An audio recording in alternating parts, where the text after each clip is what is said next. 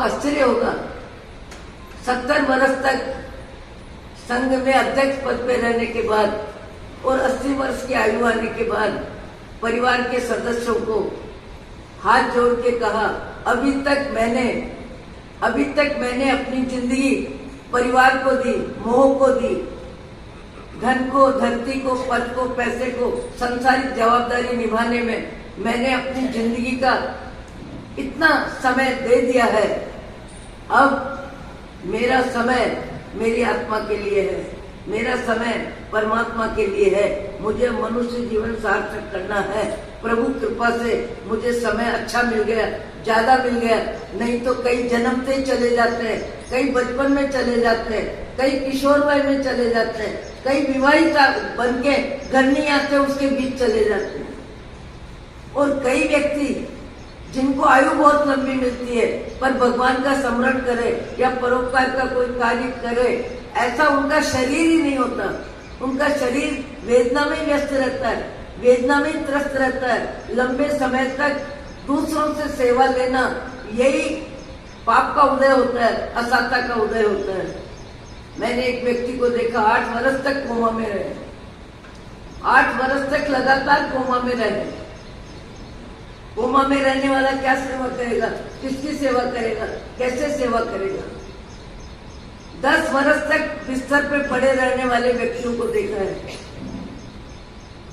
परिवार पूरा है, हंसी खुशी है, आनंद मंगल है, सुख शांति है, धार्मिक सारा कार्यक्रम है। पर 85 से 90 वर्ष की, मैंने पहले बोला, ऐसी घर की जड़ है, मुख्य में मुख्य, जिसका हरा भरा वृक्ष है पर वो जड़ सूख के असाता वेदनी का उदय इतना है कि मरना हाथ में नहीं है।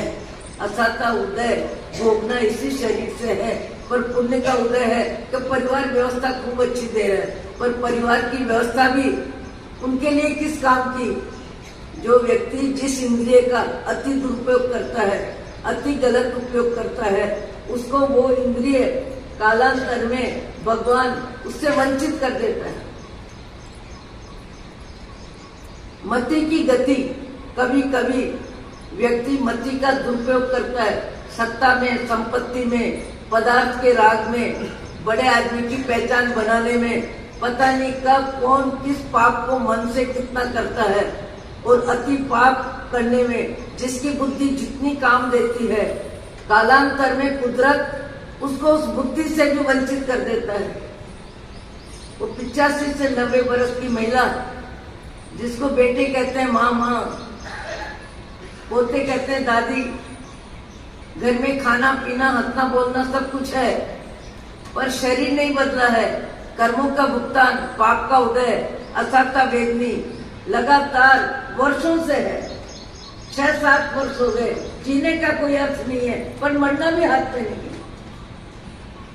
जिस शरीर से जो कर्म जितना भोगना है, याद रखो, आपको अपने जीवन में, परिवार में, पड़ोस में, नजदीक के रिश्ते में, देरानी जिठानी में, बेटे बाप में, किसी को भी कोई तकलीफ आती है, किसी को भी कोई तकलीफ आती है, कोई शरीर से बीमार होता है और किसी को आपकी जरूरत है, उस समय आंख मिचौनी मत करो, बहाने मत बनाओ, अपने आप का बचाव मत करो।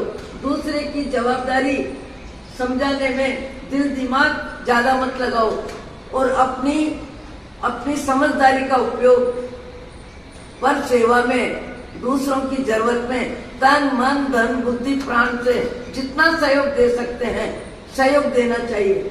सहयोग लेना मजबूरी है, सहयोग देना आनंद है। सहयोग देना जीवन का एक बहुत अच्छा पक्ष है कि जीवन में ज्यादा सहयोग दिया जाए। पर कभी कभी